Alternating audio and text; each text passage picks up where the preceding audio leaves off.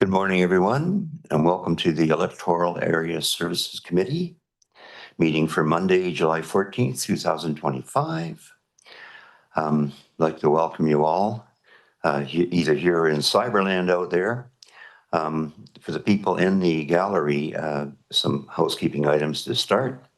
First of all, fire exits. As you can see, there's exits on that side. There's exits on the I guess it'd be the northwest side as well as the door you came in. If you need to go to the washrooms, it's just down the hall and to your right. And there's two washrooms there with automatic doors that you have to figure out yourself. If there is an emergency, though, the muster point is on the side, or not the sidewalk, but the parking lot right out front in here. So that's where we muster should there be any emergencies. Hopefully not. Start off the day, of course, in a good way, as they say, to recognize the fact we're so privileged to be doing our business today on the official unceded territory of our Comox First Nation peoples. I'd like to welcome alternate director Rod Nickel today, who's sitting in for Richard Hardy, rep for Area B. Rod is a previous a director for Area B a couple of terms ago, and apparently he actually had my position, Area C, sometime before that. So he's an experienced musician, politician. The two are almost interchangeable. But the big news is it's Rod's birthday today, so I just want to say happy birthday, Rod. I won't sing it. Okay, I promise. I'm at the point in my career where people pay me to stop singing. Okay, so moving right along, we've got the first item of business is an appointment of chair for a public hearing for a zoning amendment on 1485 Hillview Road. So any nominations for the chair? Okay. Okay, so that's first and seconded. Okay, so it is in my in the Northern Territory, so I'll gladly accept. Also, I guess we need first vice chair and second vice chair, but I guess that's a given. Director Daniel. Yeah, you can put me as first and Director Hardy as second.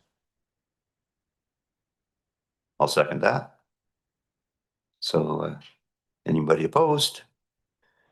That carries. So next item is our 27-page resolution status report.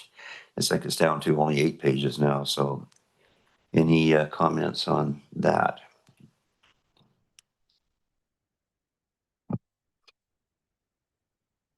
Oh, it's on. Thank you. Yeah, I just have a question around, I think it's number 15 in the resolution report. So that's the Royston platform. It's been 2 or 3 years now that that platform has been closed to the public. And we've told the public that we would have community engagement in Royston around the platform. Still hasn't happened. And for the last number of months, many months, the item on the agenda is we are awaiting feedback from Comox First Nation. So I don't know how long that's going to carry on because the community wants to see resolution around that facility and the future of that area. There was also a resolution around the future of the boat ramp. So I'm just wondering if we can have a brief update today. Thanks, Director. And thanks for that feedback and input on the importance in the community. We do understand there's a lot of interest in the viewing platform and the future of the viewing platform. That particular area, there's high likelihood of cultural impact in the area from a cultural heritage perspective, and both the provincial government and the Comox First Nation both have heritage conservation measures. There's a permitting process at both provincial and Comox levels. And so we are looking for feedback from Comox in respect of the different options that are being put forward around the viewing platform. And I can follow up. I can commit to following up with Comox to come back in short order, and then we can undertake how to progress.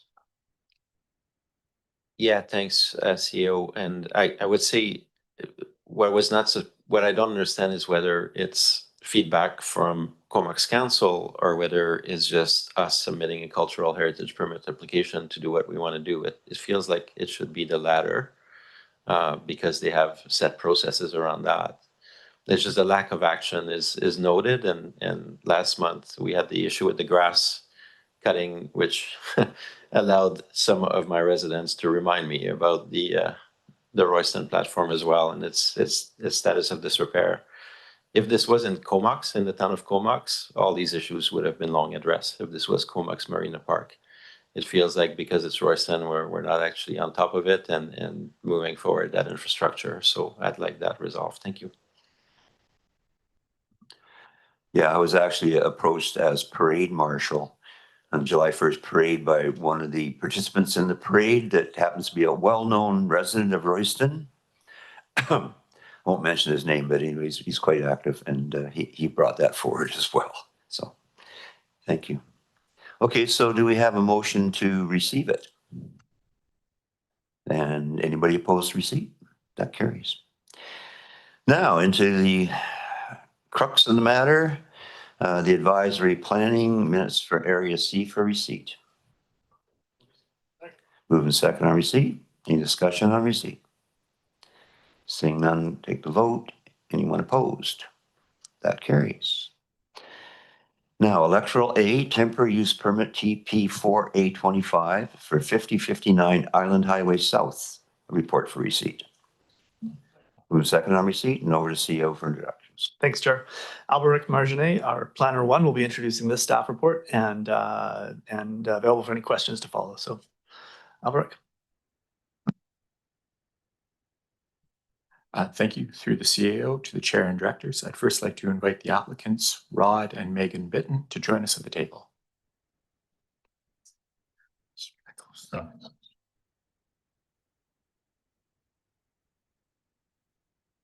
Welcome. Thank you. Through the chair to the directors, an application has been received to consider a temporary use permit application to allow a secondary dwelling unit as a tourist accommodation. The zoning bylaw refers to short-term rentals as tourist accommodations, which are only permitted in commercial zones. In the country residential 1 zone, a bed and breakfast is permitted as a home occupation, but is limited to the principal dwelling where the property owners live. In cases where owners intend to use a secondary dwelling for tourist accommodations, a temporary use permit is required to add tourist accommodation use to the list of permitted uses on the lot.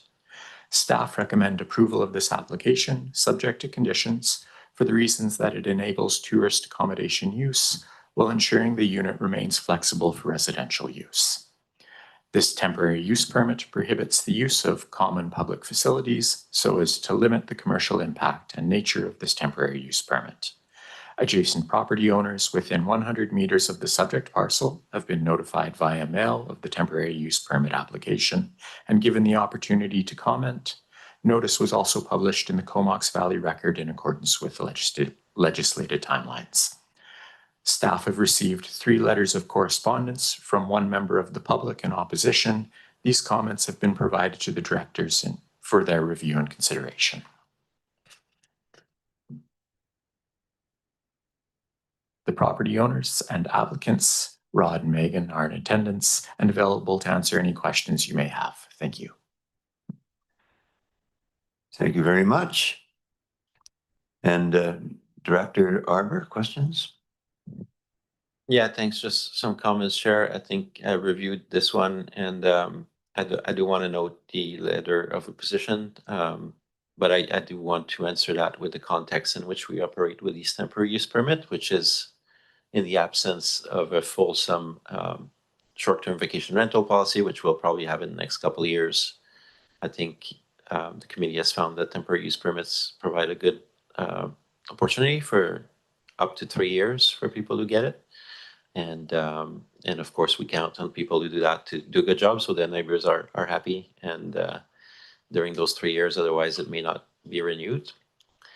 So I do want to note the concerns, but none of the concerns were things that we haven't heard before. In this case, I actually appreciated the transparency in the application, you know, explaining that eventually maybe this unit would be used for family use, but in the short term, it might be vacation rental. So there was good rationale.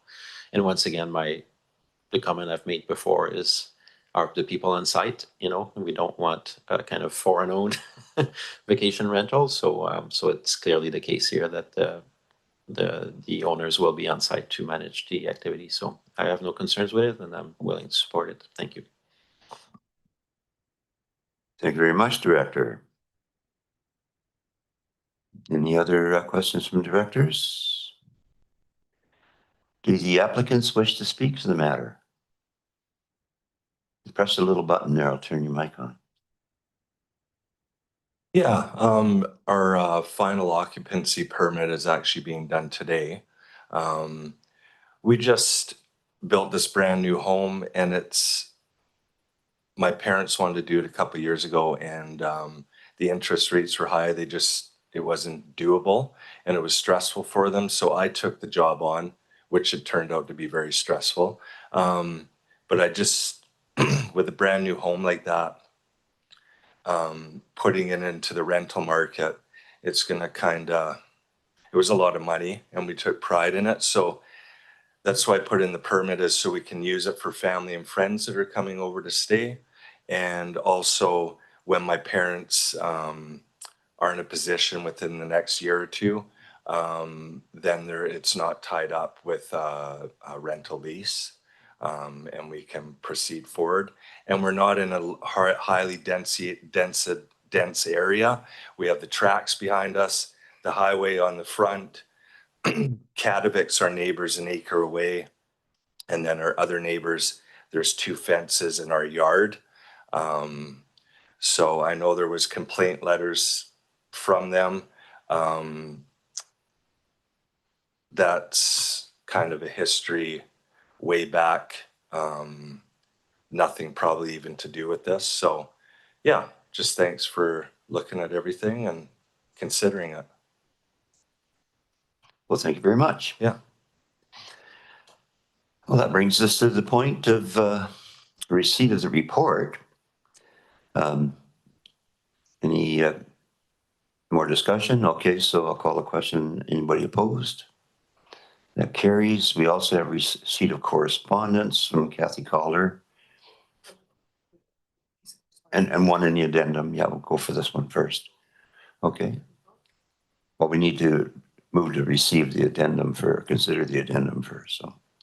So we'll get the first one. So anybody opposed to the first TUP letter? No, then that carries. And then motion to consider the addendum itself. Second, all in favor? That carries. And to receive the letter in the addendum from comments from Christoph. No, sorry, it's the wrong one. It's Kathy again. Okay, so it's actually the same one. Okay. Nobody opposed? That brings us to the point of considering the actual recommendation. Moving second on the recommendation. Any further discussion on that? Seeing none, anybody opposed to the recommendation? Then that carries. Thank you very much. Thanks, folks. Now we got a zoning bylaw amendment, number 3, for 1724 Ryan Road. Moving second on receipt. And over to Thank you, Chair. And again, Albert Albert. is going to be introducing this report for the rezoning application on Ryan Road. Albert, over to you. Thank you. Through the CAO to the chair and directors, I'd first like to invite the applicants, Craig Skeen and Cole Logan, to join us at the table.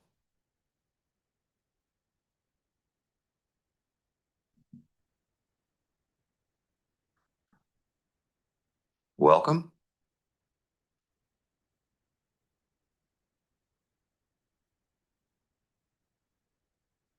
Through the chair to the directors, an application has been received to consider a zoning amendment to change the zoning of the subject property from commercial 1 to industrial light. The property is currently being used to provide commercial vehicle inspection, which is only permitted in the industrial zones. Industrial light will capture this use, as well as the existing commercial uses on this property. An industrial light zoned lot is consistent with the surrounding properties, which are zoned industrial and country residential 1. The property is in the settlement expansion area, and the official community plan requires review of the rezoning applications by adjacent municipalities to ensure compatibility with their planning and zoning requirements. Expansion and changes to commercial zoning in the settlement expansion area can be permitted if development can show that it is compatible with adjacent municipality plans. If it is compatible with surrounding land uses in adjacent municipalities, and if it does not trigger an unplanned expansion of public services. An external referral will be provided to the City of Courtenay and the Town of Comox. Use is existing and it indicates no impact to public services. Thank you very much. Short and sweet, very good. So any questions from the directors at this point? No? Looks good. Do the applicants wish to speak to the matter? You're good? Okay, so that brings us to receipt of report. And I'll call the question. Anybody opposed? That carries. So I'll excuse the applicants from the table while we take a vote on the recommendation. So a motion to move the recommendation and seconded. Any more discussion? Seeing none, anybody opposed to the recommendation? That also carries. Thanks very much. Number 4, Electoral Area B, temporary use permit, another TUP for 25, 1870, 1897 and 1901 Bates Road for receipt. Moving second on receipt. And over to Tom Trues. Yeah, thanks, Chair. Tom True, Manager of Planning Services, will be introducing this report. Jordan McLean is not in attendance today. So Tom, over to you. Good morning through the CEO to the chair and the directors. First of all, I would like to welcome and ask Jacob Christoph to come up to their table with me. And I believe Jasmine is online too.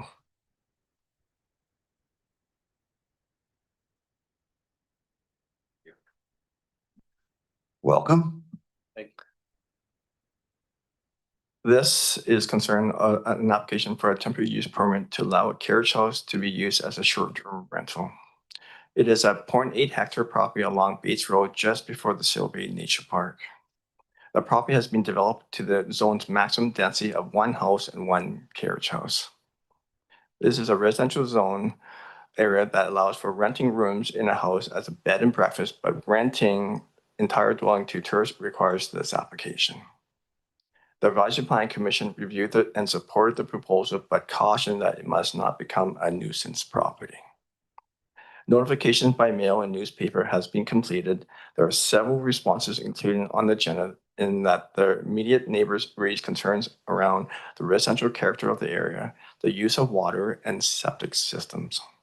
To confirm, the carriage house shares the same water well as the principal house, but is connected to an independent septic system that was constructed in 2022. The draft temporary use permit does not authorize any constructions or expansion of buildings that are not otherwise permitted in the residential 1 zone. However, the use of the carriage house for accommodating tourists is more of a commercial activity rather than residential. The other conditions included in the draft TUP are a requirement that the principal house be used for residential purposes, that the tourist accommodation is limited to a maximum capacity of 2 bedrooms, and that the area between the carriage house and the immediate neighbor be fenced and screened. The permit allows the screening to be either vegetative or a set of or construction of a privacy screen or solid fencing. The permit also requires any gap in that screen to be repaired before accommodating a new tourist. Mr. Chair, staff recommends the issuance of this temporary use permit with those conditions. Thanks very much, Tom. We do have a question from Director Arbor. Yeah, thanks, Chair. I just want to say this is definitely the oddest shaped property that we've seen. Uh, and and I appreciate staff making the comments around the situation with the well and septic, because one of the opposition letter was definitely honing in on that. I would also note there were some support letters, so probably shows some goodwill there in the community. And again, this permit would be for 3 years, so as long as everything is well operated, this table would still remain the right, remain with the option to continue or discontinue the activity. So on that basis, I'm in favor of the staff recommendation. Thanks. And one can only hope that within 3 years, the province will actually step up to the plate and have some proper legislation governing this. Anything else? You good with it? I've looked into it too. It looks, like you say, the same well, same septic, so. But there's a different water treatment system at the other, is that what they're saying? No, it's all the same treatment. Okay. I'll get you to press the button there, sorry. Should have done that. Oh, there you go. It's the same treatment system as the principal residence. It all happens at our house, and then line goes down to the carriage house there. So I would say in the one letter of opposition, the neighbor was concerned about the water consumption.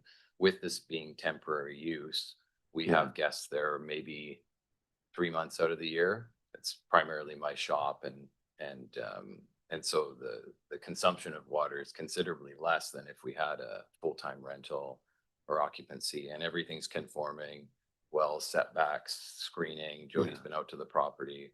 We specifically designed this to not be a nuisance property, and we've been operating it this way for 2 years now already. So it's not a new application. It's primarily for my family and friends and myself. I've got my man cave downstairs, and then we offset some of the costs with German tourists, or sometimes my clients, I work in real estate, if they have a insurance claim, they come and live with us for a couple months. So we're very careful with who we let on the property, and my family we live up the driveway, so we take care, we turn over the property. We've never had a complaint, and we've been doing it this way for 2 years already.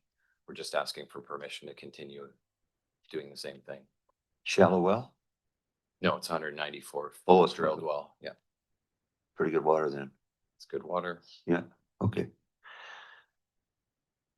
Director Arbor, did you have your light on or? Yeah, or not? yeah, thanks. I think Okay. that elicited a couple more comments that I just heard. So one, yes, the applicant's been doing it for a couple of years, but currently in the regional district, vacation rentals are not permitted in our zoning bylaws. So we don't want to encourage more people to just start doing it and then come to us. I think the process we have now is temporary use permit. And for Chair Greaves' comments, I think the province has done their work. I think they have created the framework for vacation rental. The people who haven't yet done their work is us at the CVRD, and there's reasons for that. But I think we'll get to it in the next couple of years and try to dovetail something that can work, so we don't have immense proliferation, but that we have some vacation rentals in the valley. Thanks. Okay. So, no more questions. I will ask for a vote on receipt of the report. Anybody opposed? And that carries. So we need to move correspondence of 1, 2, 3, 4. There's none in the addendum, is there? Okay, just 4. All 4. Okay, I'll second it. Any more discussion? Anybody opposed to receipt? That carries. So, thank you. Anybody in the gallery wishing to speak to this matter? I don't see anybody rushing the aisles, so we're on point to move the recommendation. Moving second on the recommendation. further discussion on the recommendation. Call a question on that. Anybody opposed? So that carries. Moving along, Electoral Area C, zoning bylaw amendment RZ 4C 2500 Emerson Road for receipt. Moving second on receipt and over to Tom True again. That's right. Yeah. Thanks, Chair. Over to Tom True for introducing this report. Thank you. Through their chair to the directors. I'm not too sure if the applicant's here. Dennis Molnar, come on up. You can come join me at the table.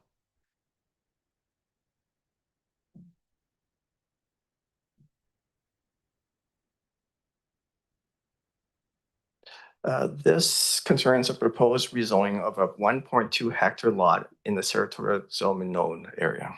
The lot is developed with a single house situated at the end of Emerson Road cul-de-sac. It is the objective of the owner to subdivide off a 0.4 hectare undeveloped area for residential purposes. The current zone, Country Residential 1, would not permit any further subdivision. So the owner submitted an application requesting a rezoning to enable the one lot subdivision. At the February 25th meeting, the committee reviewed the proposal and authorized staff to proceed with external referrals. No concerns were identified through the referrals, so a draft bylaw suitable for readings is included on the general package. The draft bylaw would rezone the property to residential 1, which has a minimum lot size requirement of 0.4 hectares and requires connection to the Black Creek or Bay water system. There is capacity in that system to accommodate this proposal. This is a rezoning bylaw for which a public hearing is prohibited but requires notification via mail and newspaper. Staff recommends proceeding granting first 3 readings. Thank you, Mr. Chair. Thank you very much. I know the area well. Any questions from directors? Seems to be in keeping with the form and character of the area. We've seen some other subdivisions in this area. Does the applicant wish to speak to this? No, nothing has changed since our last meeting here. The water has been supplied to the property already by the CVRD. So it's an existing takeoff for the Oyster River water. And the only thing remaining to do is for us to make this subdivision application now, which I was unaware that this was outside of what's going on here. So now we have to go through that. The province keeps that close to their chest. So the Black Creek Oyster Bay water system just goes down to the end of Oaks Road, doesn't it? Is that the end of it? Yeah, so there's one right at the corner of our property line where it joins on to our neighbors. As a matter of fact, I think it was a month back that the CVRD people were there proving out that that very meter. They were improving the takeoff because the water main is on the opposite side of the street. So they brought it from the one side of the street over to the corner of the lot, and it's been marked and ditched and new valve put in and all that stuff. So it's ready to go. Very good. Thank you very much. So any questions from directors? Seeing none, I'll call a question on receipt. Anybody opposed? And that carries. And I excuse you from the table while we do a vote on the recommendation itself. Moving second is recommendation. No more comments. Anybody opposed to that? That also carries. Thank you very much. Now, Electoral Area C's Saratoga Beach Local Area Plan. What we heard, all 180 odd pages of it. For receipt. Okay, second, and over to staff. Thank you, Chair. Robin Holm, our Manager of Long Range Planning and Sustainability, will be introducing this report. Robin is joined by Monica Whitney Brown, our Planner 1 Long Range, and Brian Chow, our Planner 2 Long Range. And this report out on the What We Heard report is certainly a milestone in the local area planning process for Saratoga Beach, culmination of several engagements and outreach efforts. So Robin, over to you.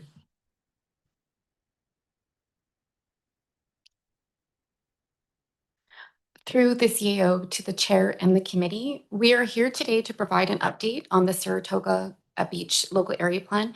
But more importantly, we will be outlining the key themes that emerged from the community input and how the technical review and analysis have helped interpret and guide the feedback we've received so far.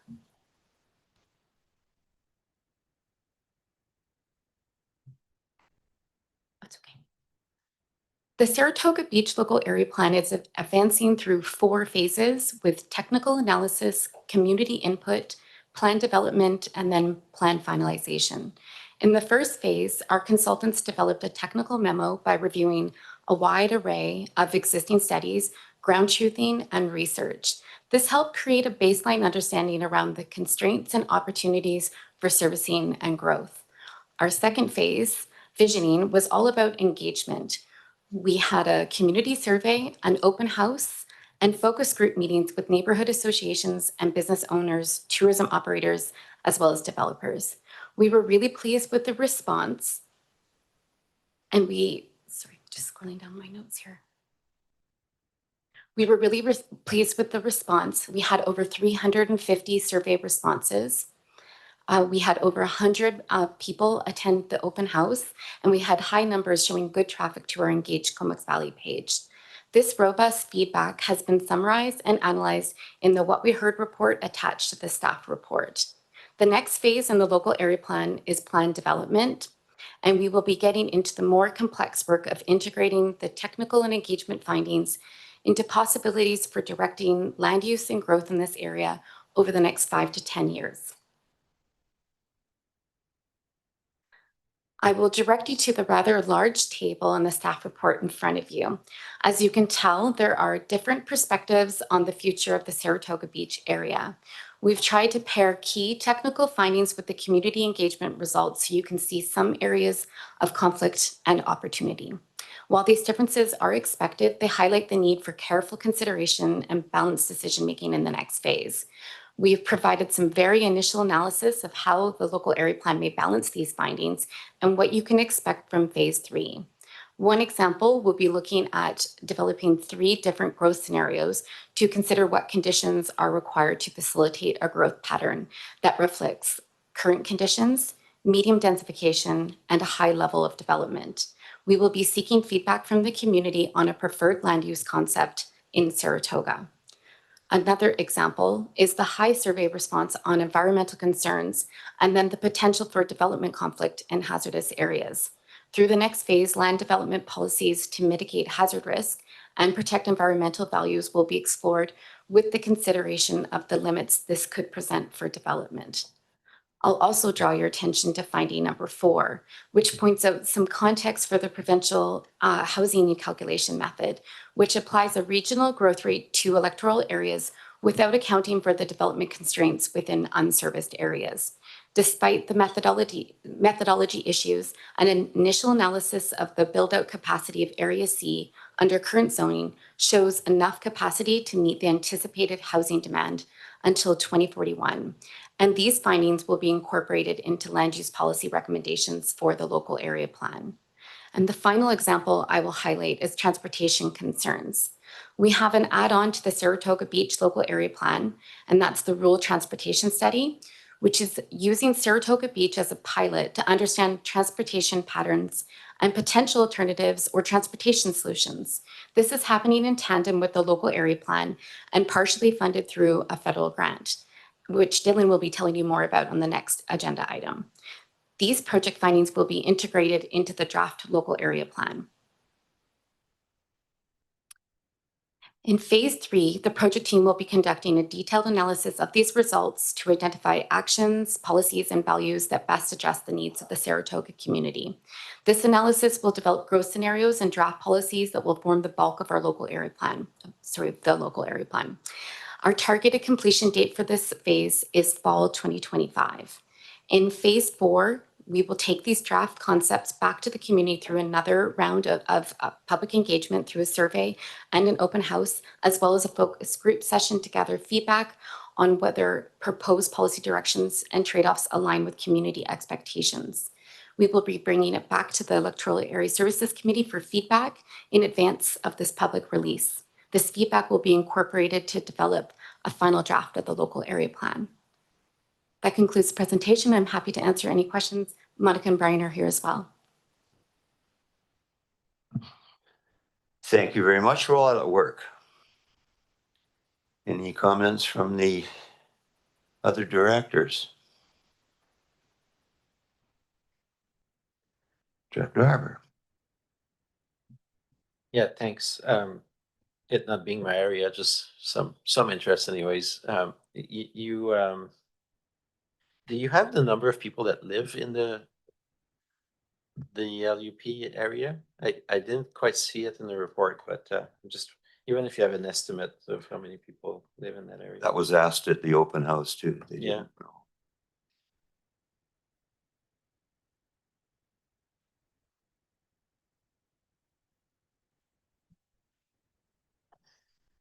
Anybody want to make a wild stab at it, or what was our last census? 2022, was it? Oh, here we go. Through the CEO to the directors, you're right, this is a topic that I know you got asked at the open house, and we've been asked as well. The way the census tracts work don't perfectly align with the local area plan boundary. So estimating the population right now it's a bit of a science, an imperfect one, I would say. We did look at one point, and we have that number. We're just trying to pull it up.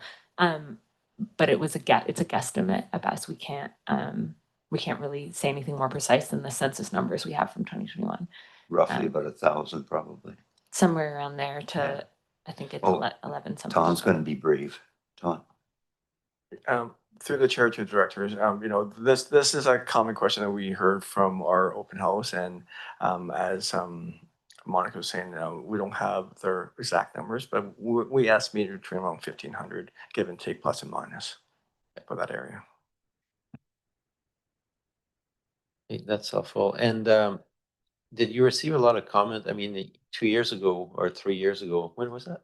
A while ago now. We had that huge development application in the heart of that whole community.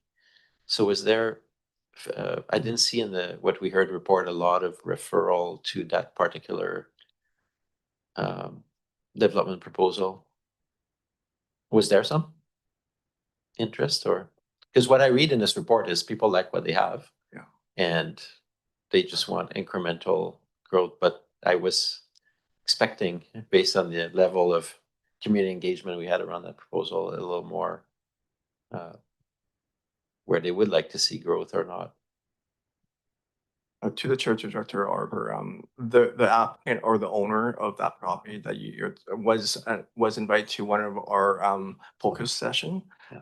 He was there. He was there more to listen to see what we're hearing as staff, but what are the other business and developers in that area are providing staff. I believe we haven't received any fulsome comments from him yet. I think he is waiting to see where this goes further, and I would expect that in the next session of engagement that he will provide more comments to staff.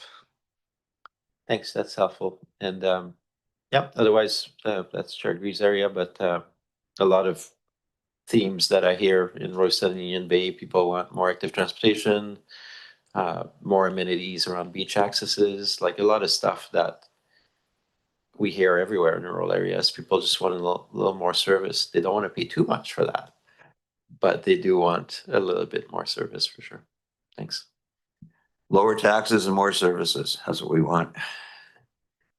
Well, I think it's very interesting that we're doing this exercise after all these years, because it's been postponed 10 years, I think, all in all, from the original onset of considering an LAP in the area. So the people are definitely ready for it.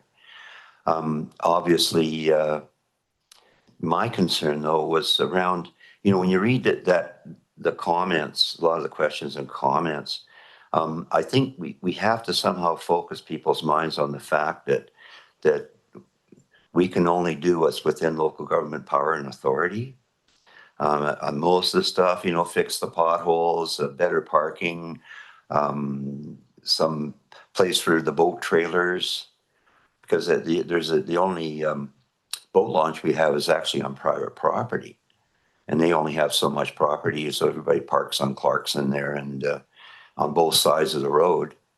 And you know, the RCMP are aware of it, MOTI is aware of it, but it's just the way it is. So when you got, you know, when people get their expectations raised by this process, and they think we can, you know, make beach access appear. There's, you know, there's parking possibilities on Seaman Road, but the people on the other side of Seaman Road want to keep the character. They don't want people parking in that right of way, and you know, it's that kind of conflict, right? But pathways in ROW of the highways, I mean, that is just such an issue everywhere we go. And the road, the width of the roads down there are definitely 1940 style, very, very narrow roads. No opportunities for any sidewalks. They're talking about sidewalks. So speed limits, interface with ALR. Well, you know, people are concerned we might take land out of ALR. Well, this body has never taken any land out of ALR since the beginning of the regional district. We've only added land to ALR. So some of these are unfounded fears. You know, I think limited parks and greenways. Well, you know, we're gonna address that later in the meeting probably. Issues with the school district, island health, Ministry of Environment failing septics, transit. At least we're gonna have a transit or transportation study, which will help us a bit in that. But so I mean, there's a lot of things that we just can't deliver. You know, we have to focus on what we actually can do.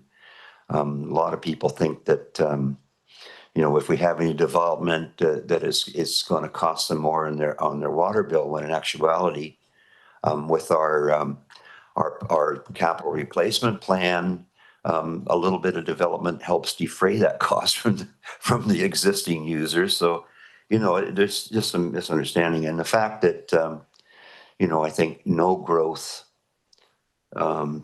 mindset. You look at the stats, and you know, we've got a population where 47%, almost half of the people are over 60 years old. So obviously, there's not a big concern about employment, and the fact that 72% of the people have no kids. 72%. So you know, it's those they have different focuses, right? You think people over 60 are pretty close to being pensioned out. So there's a different mindset there. I think 55% of the people have been there less than 15 years, 21% less than 5 years. So I think, yeah, I think we have a lot of, we have to weigh all these different things when we actually do the crunching of the ultimate numbers at the end of this, because, you know, no growth is not an option. People are going to move here. Be great to have a beach park. We had a chance about 2014 to buy Siesta. I think it was for sale. Was it this Siesta, whatever? And it was for sale for about $1 million. And I'm sure that's probably a $2 million price tag today, you know, at least, right? So parks are great. You know, obviously we ask for parks as part of any amenity if there's any development going on. The issues around sewers, I think we've found that getting public septic, public sewers, waste, liquid waste is a big ticket item that is getting more and more out of reach for local government. So that brings us back to failing septic systems along the foreshore, you know, and again, we talk about, you know, some kind of mandatory septic inspection or some kind of incentivized septic inspection or something to clean that up. So, you know, there's a lot of a reality check has to go into the final version of this. You know, what we can deliver, what it takes to get there. Obviously, we don't have, you know, major growth is not an option. Being we don't have any liquid waste management, being that we have a limited amount of water, you know, so low growth, not no growth, I guess is my mantra on that. So, but like I say, we're talking about 5-10 year horizon. Well, it's really, you know, blink of an eye, isn't it? So we gotta, you know, we got to, I think, somehow temper the expectations a little bit on what we can actually deliver, and then get real on, you know, what kind of direction we want. Obviously, everybody wants the form and character. Obviously, everybody wants green spaces. So, you know, we can keep working in that direction. I think we've been very, very effective with the green spaces, you know, overall. So, you know, it's. I think in the real world, the real world politic right now as well, you know, we have to you know, listen to the voices of the current residents, and anticipate some growth. So, Director. Yeah, thanks. Question to staff, like, because there is a thought that there may be an LUP in the Union Bay area, although right now it's pretty hectic down there with what's happening. But so I'm curious with this one, you're gonna finish this off next spring, something like that, try to wrap up next spring. And we are slowly walking towards our OCP review for the rural areas. So what I'm not seeing in this report is the potential, unless you can feedback right now, but I'm not seeing a drastic departure necessarily coming out of this LAP from what we currently have in the OCP. So you're not suggesting significant rezonings towards complete communities or any kind of changes that are would really challenge this table in terms of the RGS and the OCP. Is that correct?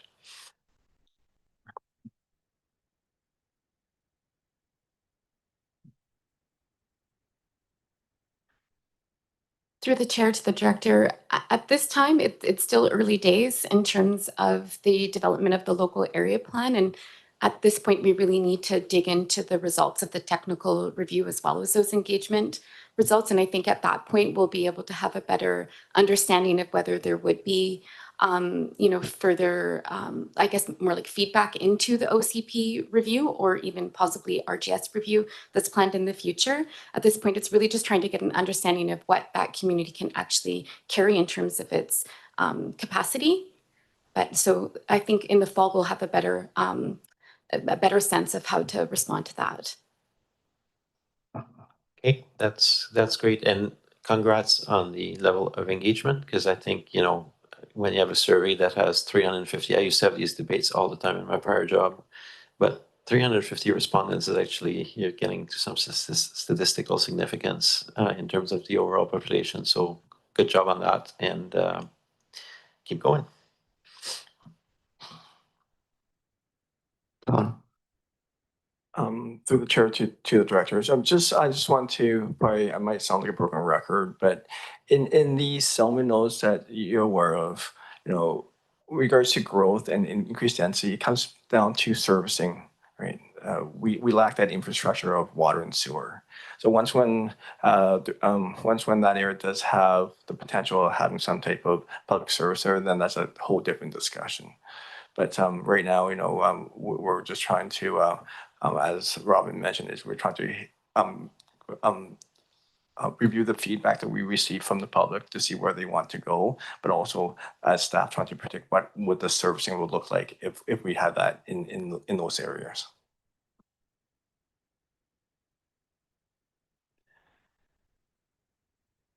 Yeah, I mean, it's, like I say, you know, we've got a lot of expectations that are beyond our reach.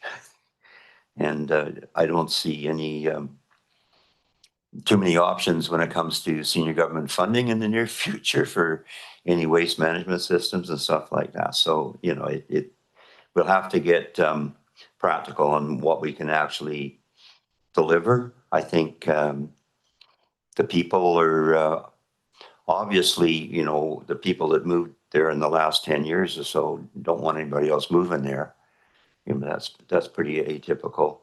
And we got, like I say, when half the population is over 60. Is that typical of the Comox Valley in general, I wonder? I mean, it's probably maybe not quite that level. I think it's 57 or something is the average age. So, you know, it's different demographics. Like a friend of mine says, you know, go to Costco and take a look at all those silver hairs there. He said, you know what? They're not going to be here in 10 years. It's like, ooh, I'm one. Anyway, good job. Thank you very much. Keep it up. I'm looking forward to see how this all unfolds over time. I think it's long overdue, and we're going to grab it by the horns and see what we can get from it. One more comment? Through the chair, sorry, one last comment. We did want to confirm that the population is estimated at 1,500. Okay. 1,500 for the local area plan area. Yeah. You know, if this was a few years ago, they would probably be an improvement district if the province was still in favor of that, so they could control a lot of this stuff. So anyway, let's move on. Thank you very much. Anybody opposed to receipt? We get first and second, did we? Okay, so that carries. All right, now this dovetails in really well. Canada Rural Transit Solutions Fund. Move second. I'll second it. Okay. Thank you, Chair. Dylan Thiessen, our Planner 1 Long Range, will be introducing this staff report and supported by Robin Holm. So Dylan, over to you. Long Range Dylan, there you are. Thanks very much, James. Through the CAO to the directors, at the March 10th EASC meeting, directors approved the allocation of local government climate action program funds, or LGCAP funds, from the 2022-2023 funding years, which included $30,000 for a Saratoga rural transportation study. Since then, the CVRD has received a $50,000 federal Rural Transit Solutions Fund grant to undertake this work. Originally, this project was only going to focus on Saratoga Beach, though the grant allows for an expanded project scope, including the creation of community profiles for several rural communities, a framework for assessing alternative transportation options specific to rural areas, and the purchase of specific mobility data that will show existing travel patterns within and between each identified community. This framework and the community profile data will then be applied to Saratoga Beach Settlement Node as was originally intended, to determine the transportation alternative options and interventions based on the specific traits of that community. But the framework and community profiles will make doing this work in other rural communities in the future easier and more cost-effective. The project will still be funded by LGCAP funds, but that commitment can be reduced from the $30,000 originally allocated to just $10,000. So the first two recommendations that staff are making in your report are requirements of this grant. And the third is to reallocate the $20,000 of LGCAP funds that are now available because of the grant, and to use that towards small-scale active transportation improvements in the electoral areas, such as improved wayfinding, signage, or traffic calming measures. Robin and myself look forward to presenting the final results of this when applied to Saratoga, but for now we're happy to answer any questions you may have. Wayfinding, that's a big one. People want their welcome to Merville, welcome to Black Creek. And don't call somebody who lives on the other side of that sign. Don't say he lives in Merville if he lives in Black Creek, I'll tell you. Director. Yeah, thanks. That's great work and to advance this. And I'm trying to twist myself into getting information outside this item so you can rule me out. But this is the team also in the Royston School, which benefited from a similar grant. And we've seen some of the challenges with that one. So my question is that last work around Royston, is it changing your approach to looking at Saratoga? And the way I'm camouflaging my question is what's the status in Royston? Thanks. Order.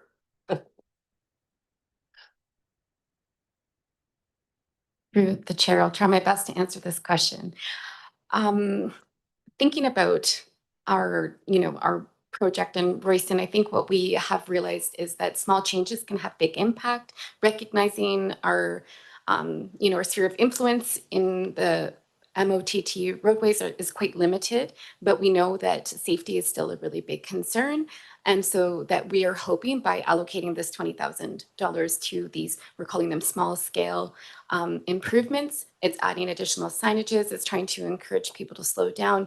We're hoping that by working with MOTT in these really select locations that we've heard from the community, we're planning to come back to the committee to identify these locations or be able to add on to existing projects that we may have identified need additional signage that have been, outside of the scope of the original project. So that is our hope, is that we're able to address those concerns that are being kind of raised, current day, and be able to respond to that. And this is just an attempt to address those safety concerns. In terms of an update on the Royston Road MUP, we are expecting to receive updated drawings from our consultants this week, and we will be sharing those with MOTT for review, bringing forward 2 options, and we're hoping to have a quick review, turnaround, and we're just, I think, just understanding the limitations of what that looks like and being quite realistic in terms of what the design can look like too. So. And we also received a year extension until September 2026. So that's also recent and good news, I think.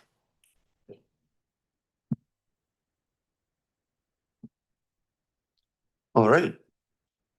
So we have report for receipt. Any opposed? That carries. And now the recommendation. I'll second it. So on the recommendation, anybody opposed to that? Don't see why. That carries. Now we have a couple of cost overruns, budget amendments. First one for receipt is the Hillview Greenway. Moving second on receipt. And over to Doug. Yeah, actually, Mark Harrison will be introducing this report. Mark is our manager of parks and available to support the discussion. Mark, over to you. Thanks, James. Through the chair to the directors. Staff are looking for a budget amendment for the Hillview Greenway to support the construction of agricultural fencing as part of the project. So just to recap, staff have begun work on that trail. The construction is largely completed. The project costs, which was $30,000 for this project, has been largely spent on the construction. That allocation of funding didn't include fencing as part of that project. As we kind of went through the community engagement, fencing was requested by the community for those that live adjacent to the trail. So this budget amendment is to seek $18,500 from the Area C Community Works Funds to support the construction of fencing along one side of the trail. So happy to answer any questions. Pretty cut and dried. Any discussion? Seeing none. Then on receipt. Anyone opposed? Carries. Moving second recommendation. Any discussion? Seeing none, call a question. Anyone opposed? Carries. Second budget amendment is for a shingle spit boat ramp.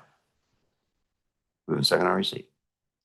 Back over to Mark. Yeah, back over to Mark. I just wanted to note for the committee, the original PDF that was posted for the staff report, there was a formatting error, and so the version posted now does include the 3 options under page 2 and 3 of the report. Thanks, Director Arbor, for noting that, and we've made that correction late Friday. So the version that is on your agenda, it includes the correct formatting for the 3 options presented there.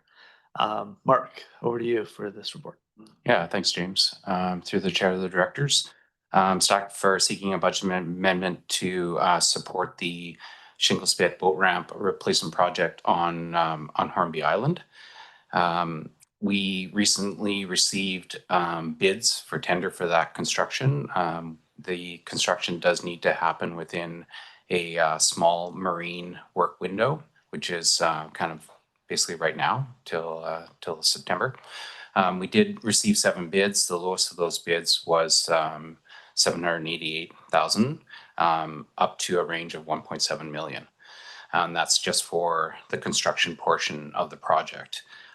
We had an approved budget of 605,000. So this is the bids received are over what we had allocated, budgeted for the project. We do, it is important to note that we don't actually own that infrastructure, but we do have a new 30-year license from the project, and all the permits are in place. So we can quickly begin construction pending kind of approval of the budget. So options are that we can kind of proceed with kind of the full project as per the scope. We can look at reducing some of the scope, so potentially removing one of the piers and one of the supporting boardwalk pieces, or we can kind of push this into next year and look at the fish window for next year. But we will need just over $250,000 to support this project, with the consideration for short-term debt to support it. So happy to take any questions that you may have. Over to you, Director Arbor. Yeah, thanks. And so if I'm understanding, well, you just said it's still possible that we can complete this summer. So whomever bid is kind of willing and ready to go. So that's good news, because we were, our proposal stage was pretty late, in the year. So that's good. We have some people. So I've considered both options. I haven't considered the option of canceling the project. Obviously, there's a lot of support for it. And when I think about some of these elements, like the floating docks or whatever you want to call them, the price of waiting and remustering later and all that, I really land on doing it all now. The only thing that was not in the report is for Hornby Islanders, that change in the project. Yeah, I did my own calculation because it was in the report, but I think it's an extra $40 per home in the requisition for the next 5 years. So not insignificant. We went to a referendum on the fiber optic, and that was for amounts that are not that dissimilar to that. However, when you consider the value of that asset, both for not only boaters, it is an island, but potentially emergency management, all these different things, I think we just need to get that project done. And I'm happy to go back to Hornby Islanders and justify that extra $40 to get it all done at once, rather than just redoing the boat rent and coming back later at some future years where the costs will probably be higher anyway. So I support the staff recommendation to proceed. And did you say 1.7 million was one of the bids, or like 1,700,000? Yeah. Wow. That was the other good news, is that we got 7 bids. I think I would be more hesitant if we had gotten just 1 or 2 bids, but the fact that we got 7 means that this is, and we got a broad range, and we have an option that is in this climate is not absolutely terrible. So yeah, I'm in favor. Thanks.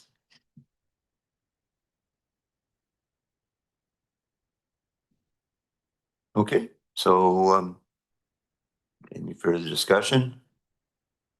How many years has this been in the works? At least 5, I think. 5 or 6. Yeah, I'm not exactly sure, but it's Been a definitely while. been something that has been discussed at Hornby Island for a number of years. Yeah, it was sort of falling apart. Okay, so on receipt of report, anybody opposed? That carries. Moving second on the recommendation, which is option 1. We're going to go for the option 1. I guess it only makes sense we've gone this far, so get her done. Okay, so anybody opposed to option 1? That carries. Now on to Fire Service Administration Bylaw 280 update report for receipt. Seconded and over for introductions. Thank you, Chair. Bruce Green is our Regional Rural Fire Chief, and Bruce will be introducing this report about an update to our fire administration bylaw. Thank you, James. Through the CO to the chair and the directors. Currently, bylaw 280 doesn't allow for any of the fire departments that are under its purview to send any vehicles on provincial deployment. Hornby Island Fire Department recently took delivery of a new tender, which has now they have a secondary tender that's going to stay on island. But Chief Chinnery would like to register that tender to potentially go on provincial deployments if the need arises. So we're looking for an amendment to this bylaw to add this section the same as by, I think it's 395 or 695, the Northern Services bylaw that allows Oyster River to send vehicles on deployment, to update this 280 bylaw to allow any fire department in that jurisdiction, should the needs arise and the ability be there. When I say ability, the only way the vehicle would leave the area is if the fire chief is comfortable that the area can be protected. We are not going to go, we want to help as much as we can, but our main priority is protect our citizens. So with that, I open it up to any questions.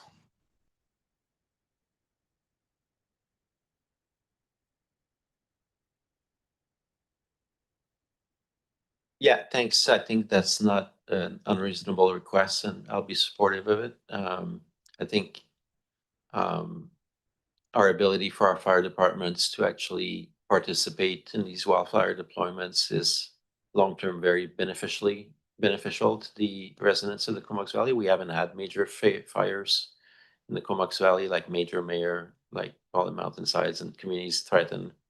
That could come someday. And the entire this summer with climate change is absolutely, there's just spot fires everywhere again.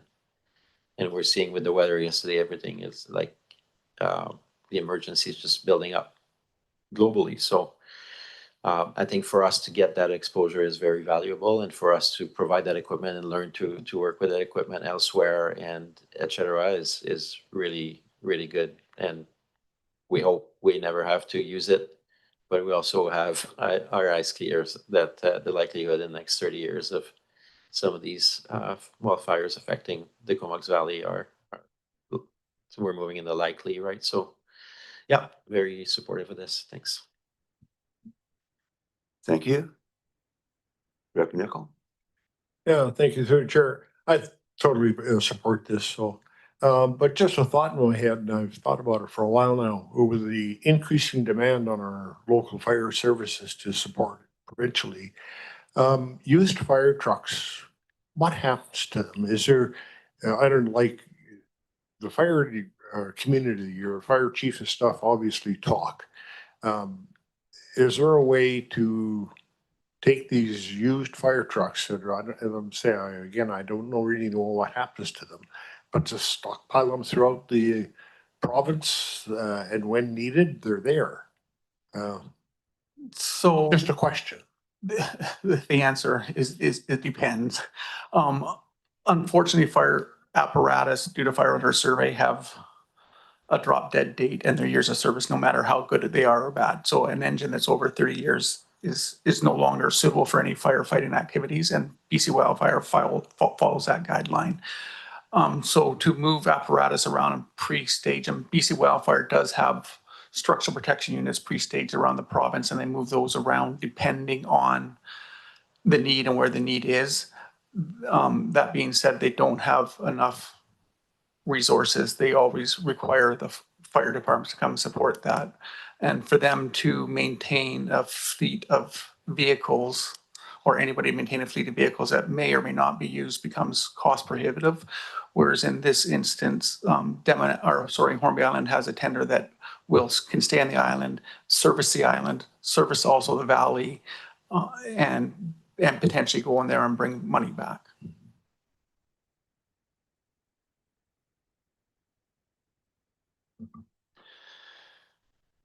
That's a point though, I guess if you don't start the truck up every month, it's not going to start one time. So I guess the same goes with the pumps and everything else. So, but it does make sense that you know, in this day and age, you think any apparatus that actually works would be pressed into service. But sometimes our regulations get in our own road. So anything else from the directors? Thank you, Fire Chief Green. So on receipt, all in favor? Gotcha. Passes. And recommendation attached. Okay. Any opposed? That carries as well. Move the grant. And over to Thank you, Chair. Doug DeMarzo, our General Manager of Community Services, will be introducing these additional rural community grant applications. There's a little bit of a story to tell, and then I think the request will be for directors to weigh in on some of these applications. So Doug, over to you. Thank you. Through the CEO of the directors, I also have Jared Sexton here to help support me as we move through this process, and Lisa will have the ongoing tallies up on the board that on your screens you see in front of me. But yeah, essentially we're kind of getting into year 2 here of our regional grant service, and with the request for groups to get those into rural community grants by October 15th. And of course, after you looked at these earlier this year, you still had money remaining unallocated. And we worked through a couple issues that may have stopped some of these grants coming through the porthole. But today we're here to look at the 4 grants in front of you and discuss the rural community grant process and look at refining our process and fixing the minor errors we may have had last year to make this a little better and smoother for applicants coming forward. With that, you're all pretty familiar with this process, so I think we can start at looking at Bain Sound Lambert Channel.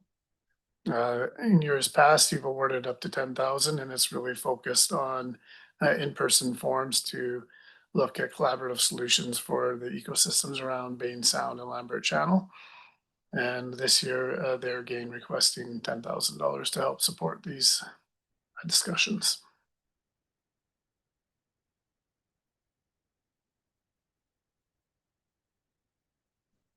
Director Armour. Yeah, thanks. It's a contribution we've initiated 4 years ago, I think, and I had a good chat with Dory Woodward, who's been serving as chair for a while, a couple of weeks ago. And I'm happy to sorry, do I have budgets? Where are our budgets? Your budgets are on the top there. So you have area A. So the Bain Sound portion is area A, yeah, area A. And then you have some in. And there's Or be in Denman as well remaining. So you have 15,734 in Denman. Yeah. Pardon? Oh, total remaining funds. I can't see it. Yeah, so I see I've got 9,868. Is that what I'm seeing for service 120? Yeah. Okay, so let's allocate the full 9,868 to the Bain Sound Eco Forum. I would say that this is going to be an important year because they're working on the strategic plan, and it'll kind of determine the future of the collaboration. So we'll see where we land next year. But for this year, it's good. Happy to support that. 9,868 is the remaining balance in service 120.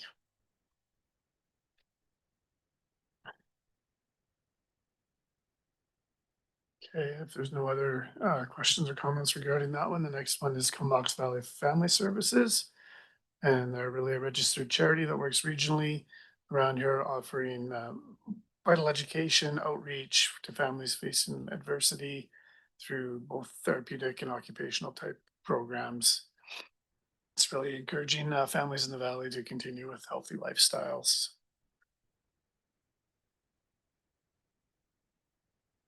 Have we given them money in the past? In 2024, you did not award to this group, but I believe never before. Yeah, not for rural community grants in the past. Okay.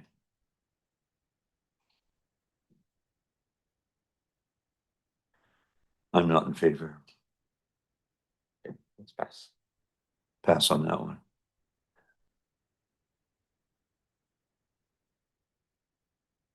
Okay, seeing no other comments. Next one is the Comox Valley Project Watershed Society. They've worked on a lot of watershed projects throughout the years in our region, restoring and conserving sensitive ecosystems. This year in particular, they're looking at expanding their water monitoring program, which includes targeting information and data gathering on summer flows, which does include the Solom River in their plans that they submitted. And And sorry, they're asking for 10,000. When was the last time we awarded the money? 2023. And how much was it? Yeah, it's 12,000 in 2023, and it was 1,000 from A, 6,000 from B, 5,000 from C.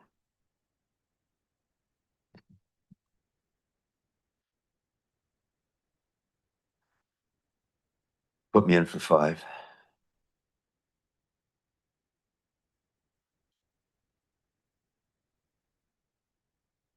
Does Area B has remaining budgets or?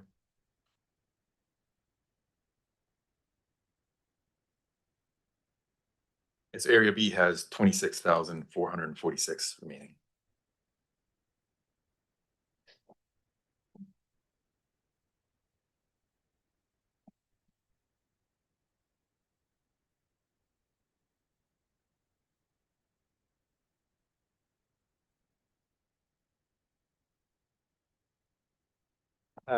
Maybe because Dr. Nycol hasn't been at the, can we clarify just the process of what we're doing so that Dr. Nycol knows its opportunities?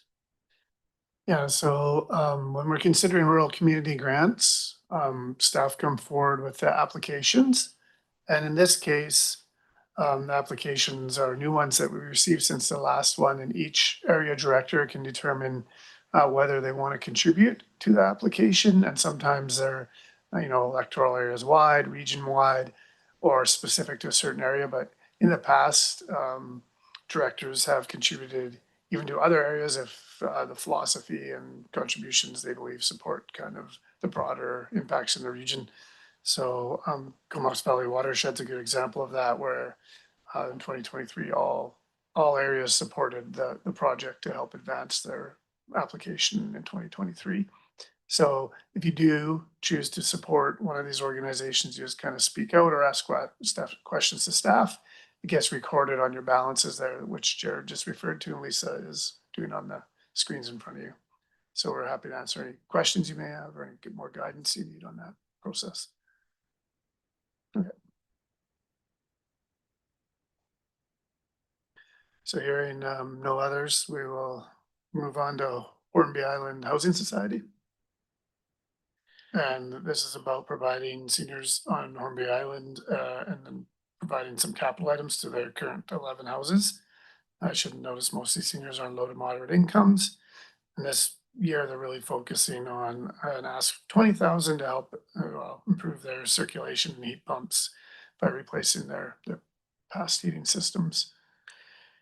So the timing on this one is really interesting for me because I was talking with them 4 years ago about this heat pump project, and we couldn't really identify sources of funding. And usually every year I get a ton of applications from Hornby for rural grants.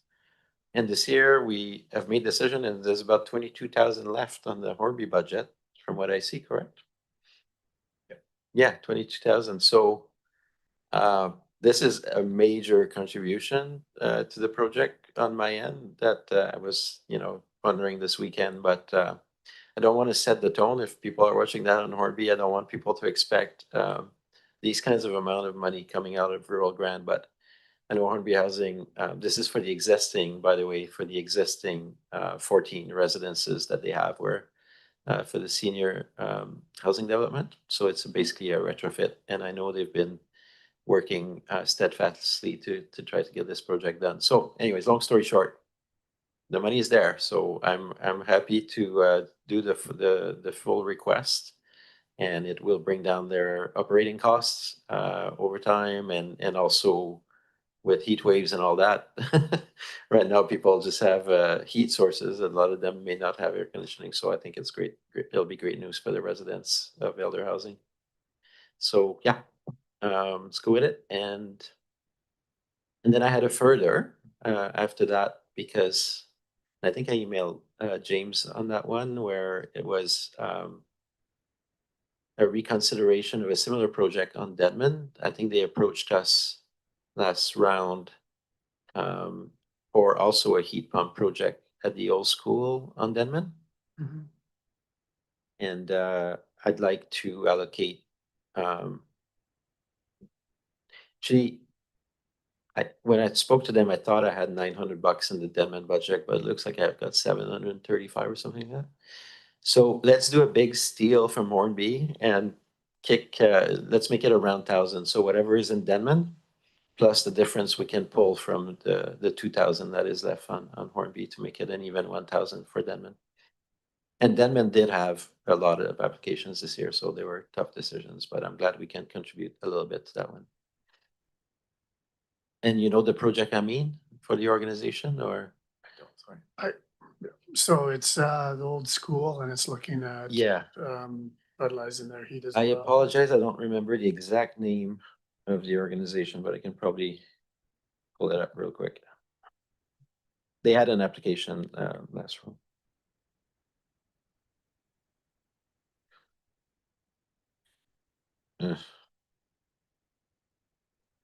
Yeah, we'll have to just double check from the last application round.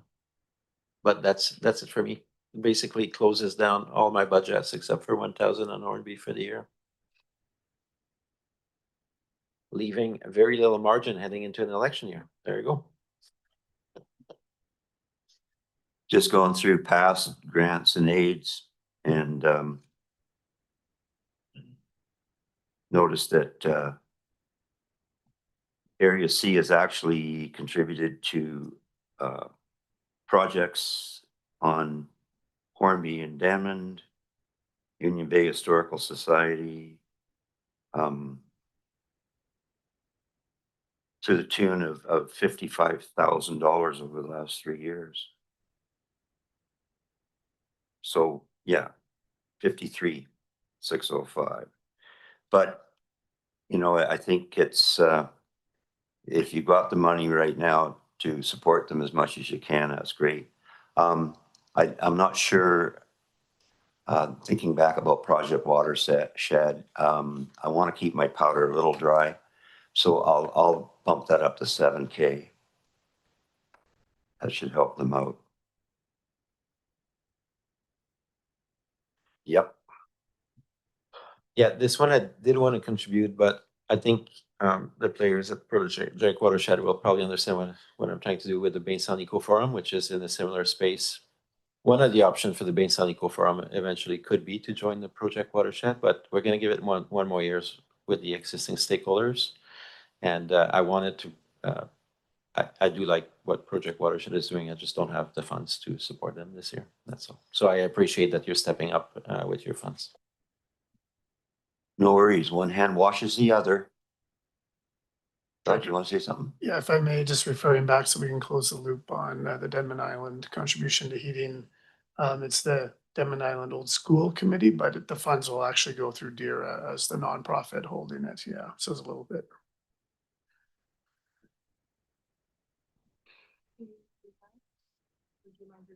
Oh. Yeah. Yep. Okay. Just to confirm, $1,000 total, 734 from Denman, and I think 266 from Hornby.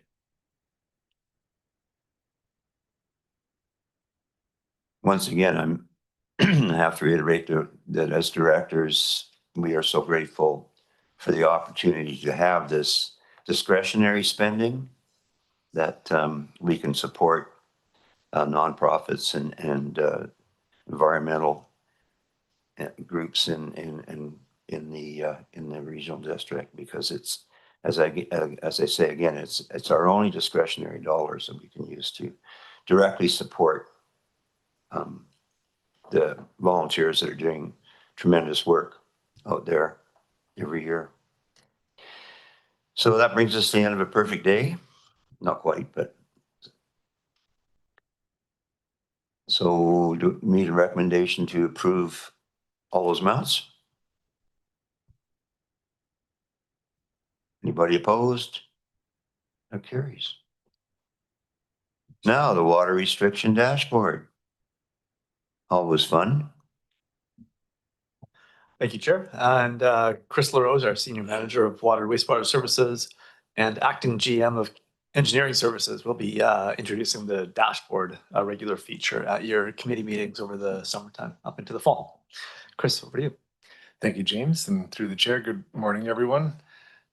So as James mentioned, this is a monthly dashboard that we've been bringing forward since the beginning of last year. It just provides a snapshot of where we're at with our various water systems. So 1, 2, 3, well, all 5 of them with some overlap with this committee. A couple changes this time around. We have added a second page that you'll see that provides some historical context. So you have a bit of an idea about where we're at this year in relation to last. But this is a bit of a work in progress. We've made some notes, included some notes at the bottom left, just of some of the things that have jumped out to us, and which may be providing some consternation when looking at the graphs. For example, the Royston number for this year so far is showing up very low, and we have a bit of an issue with the meter that comes out of the reservoir there. But we will have better data when we come back to you next time with the results of Cumberland's meter, the one that we get billed for. And then Black Creek Oyster Bay numbers are really high there because we have a suspected leak. Yeah, but overall, we're in pretty good shape so far. The Comox Valley water system, we've got basically a full reservoir, which is where we want to be at this time of year. Black Creek Oyster Bay, the river is still flowing pretty good. And Cumberland supplies in good shape for Royston as well. Minimal drop in Union Bay so far. But as of July 1st, all of the water service areas are on stage 2. They've made that shift automatically rather than linked to any drought conditions, although June was a very, very dry month, almost record breaking with only 2 millimeters of rain measured at the Comox Airport, which is quite something. I think the only other time that's been that low is 1908. Yeah, so a very, very dry late spring. Happy to answer any questions about the numbers here or anything else relating to water restrictions. Any questions, Director Arbor? Yeah, thanks. It's great to have that second page, although somehow like shocking to me because the difference is quite big. Like even if I look at Union Bay, say for April, from 14,000 this year to it looks like almost 19,000 in consumption. That's a big drop. So I'm just and on that one you spoke about the Royston and the Black Creek Oyster Bay, but I didn't know we had so much variance in our water consumption. Yeah, so well, something I didn't mention, but which is also a very big factor, although I touched on Black Creek there, just the impact of leaks on our numbers. So if you recall last year we had we did a big fix. Yeah, exactly. So we did several big fixes. Right, on Union Bay. So that shows right there. It's possible that likely that's what's showing up there, that those leaks had a very significant impact. So we were bumping up against our treatment capacity last year. That prompted us to do a survey, locate those leaks, repair them. So hopefully that's what's showing up there, or at least part of it, a big part of it. Yeah. That's really cool. I do, and on the first page, if I may, I do get a little bit lost, maybe as elected official or just general public, because I see that Allen Lake, obviously, that's Cumberland, currently supplies Royston, but it's like at 99%. So 99% of what? 99% of average or full? Yeah. of full. Yeah, So that's like the top of the dam, so to Yeah. speak. Yeah, exactly. And when we look at Union Bay right beside it, 0 centimeters minus 15 centimeters, that's again from that dam height.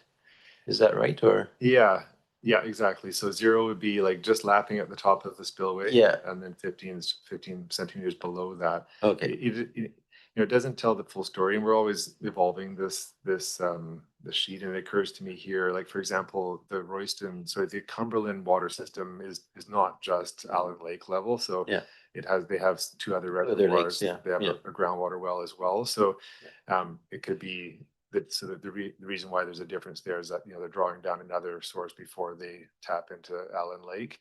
That's likely the case. So that's not showing up here. So we'll give some thought to how to better express that. No, it's not bad. Thank you for clarifying or refreshing my memory. I walked to Langley Lake last week. I'm not sure if I'm supposed to, but anyways, I did. It's beautiful up there. Oh, it is beautiful, but I was also curious as to what the water was doing, and that seems consistent with what I saw, anyways, in terms of what you have there. They were just a little bit below the spillway, so to speak, and I've seen a lot of improvements there. So for additional pieces of equipment to measure at different spots, so that's really great. Thanks for the report. That's really helpful, and I think it's really helped us from year to year being able to, as we said at the beginning, get that starting to understand longer term data rather than just every year coming with the one report. And it's like, so thank you. Yes, thanks a lot. And this is posted on our website as well, right? So people can access it. Yes, it is. And that's important, I think, that they see it. And that was another action item we took out of an earlier discussion, was just better incorporating this data or this information into public communication. So we're making an effort to do that as well. So anything else on that, Director? Maybe bands. A suggestion for the future, like that could be in 2 years from now. But from a public perspective, like the most often question we get is about Comox Lake, where people think we're going to run out of water, and you're like, wait, we're not going to run out of water. But you could have a graph that shows where the yellow band and the red band is, where there would be significant concern and risk to population, and they may be way up here, right? But it might be interesting because people don't have that sense of relativity of where we sit with different water system. Like in smaller water system that don't have great sources, there's more risk. In a system like Comox Lake, like how do we visually help people understand at what point we, as a public entity, we would be really concerned, right? And that's probably theoretical for Comox Lake because there's just so much water, but it might be cool in the dashboard to think about that, about that criticality. Okay, yeah, I'll give that some thought to that. I think just quick response might be that license capacity would be an easier one to show as a band. As you pointed out, Comox Valley water system, like there's no scenario where we will now run out of water given where our intake is, but there are other factors like license capacity and river flows. So yeah, we'll give some thought to how to add additional data to the graphs. Yeah, thank you. Okay, on the dashboard. Anybody opposed to receiving it? That carries. Now, the electoral areas communication priorities. Moved and seconded on receipt. Yeah. Thank you, Chair. Directors may remember at the strategic planning session held in June with the board, part of the afternoon was dedicated to a communications priorities exercise, identifying where the board would have interest in putting greater effort to communicate to the public about the work that you're doing over the coming 15, 16 months of the current term of office. And at that board session, there was interest in an electoral areas focused discussion around communication priorities. And so Jennifer Steele, our manager of corporate communications, is here to present the covering staff report and take us through an exercise to be able to try to pull out some of that information from the rural area directors. So Jennifer is our manager of communications and engagement, and will introduce this report. Jennifer. Welcome. Thank you so much. I'm just getting this set up quickly. So it'll just be 2 seconds.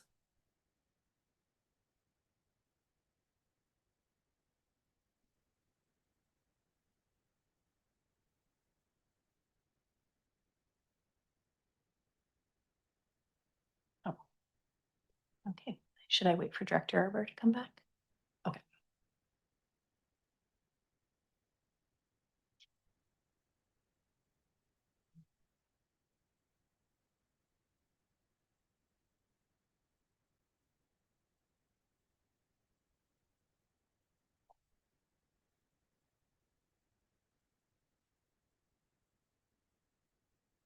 Jennifer's going to introduce this this exercise around getting some communication priorities from the rural directors.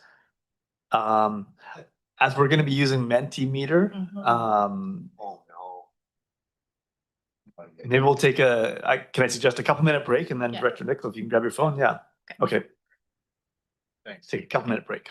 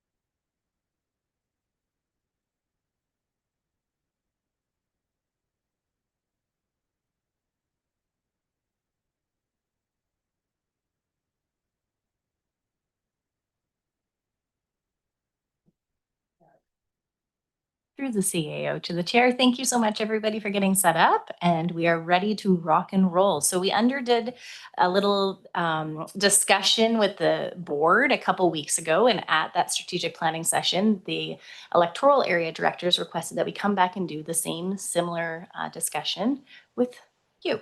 So that's what we're doing. And essentially what we're going to be doing is working through the process to figure out what sort of priorities you want a little bit more proactive communication on through the rest of your term. And we're going to be embedding that into your electoral area engagement strategy that you already have in place.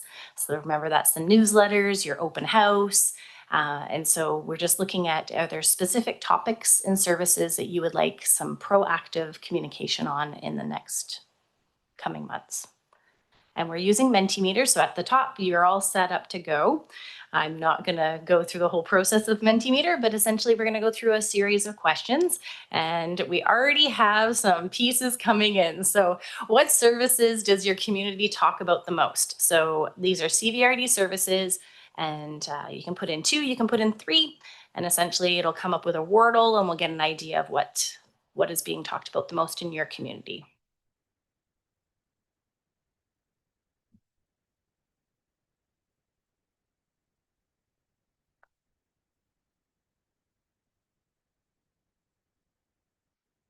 Anything.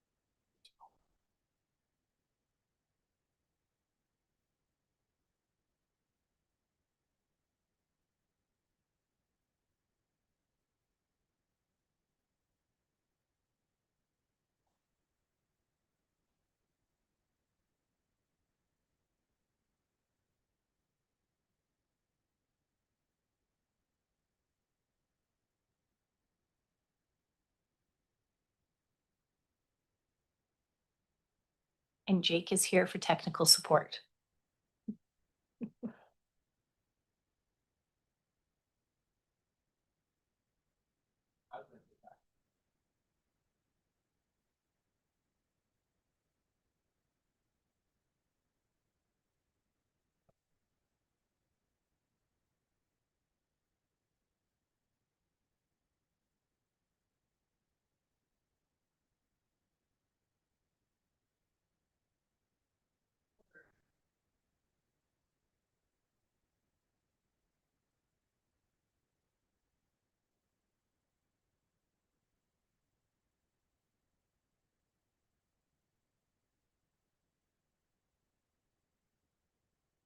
Okay.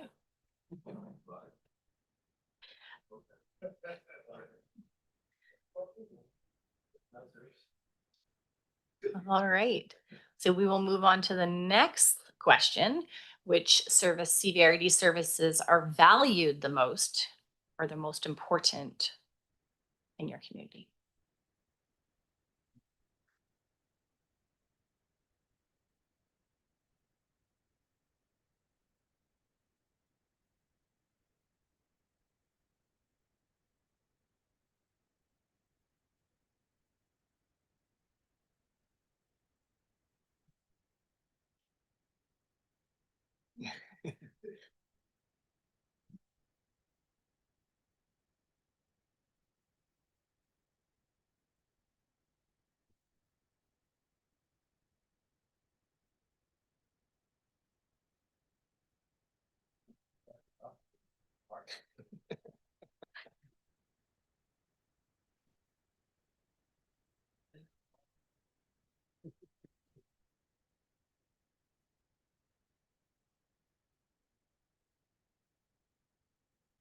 I don't think anything's been submitted yet.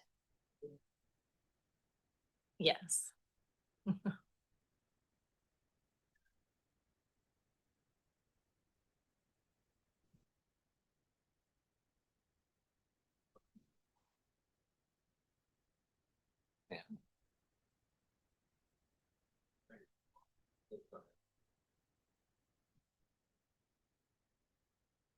Did yours get submitted? Okay. Did something.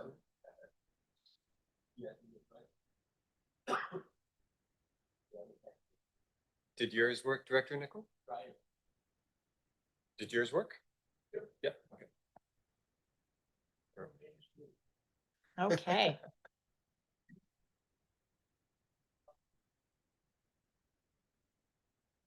Okay, so this question, we're looking for you to choose your top 3 services that you'd like proactive communications focused on. This will also be this next question as well, where you'll be choosing your top 3, and then we'll take a short break while I create the final question with those 6.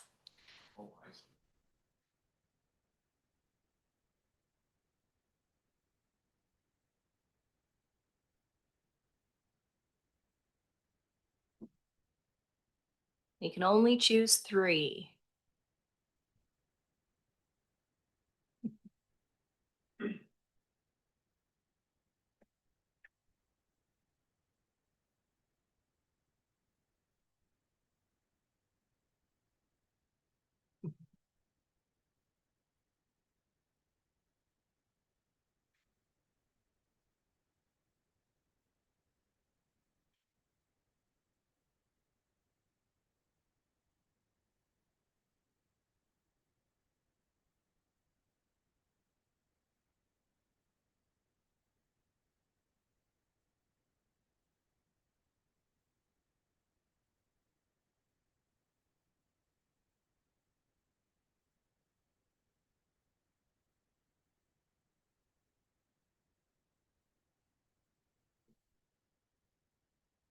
Oh.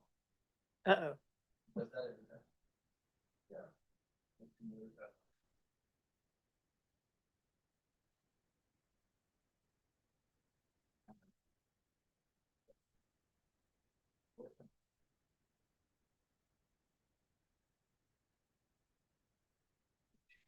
Two out of 3.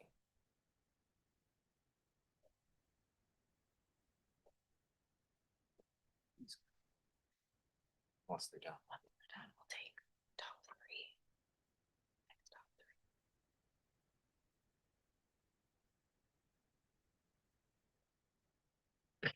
3.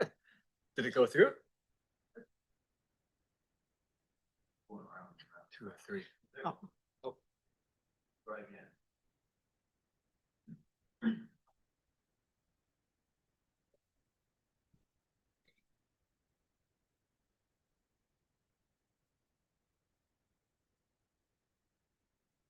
Okay. Yep.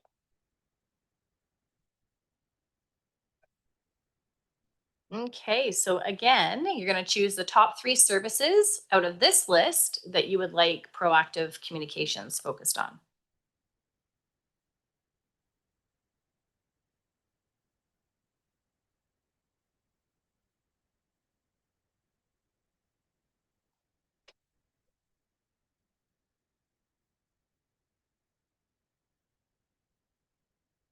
They're based upon the strategic priorities, staff reports. So you just want to keep it all consistent. Yes, please.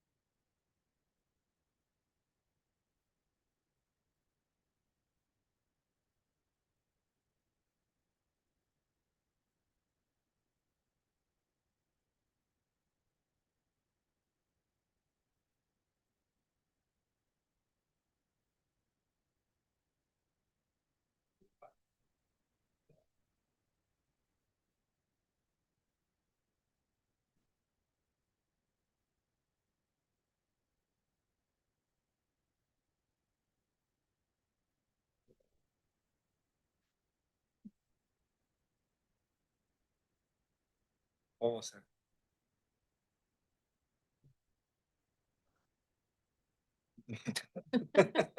Well, we do have manual workarounds.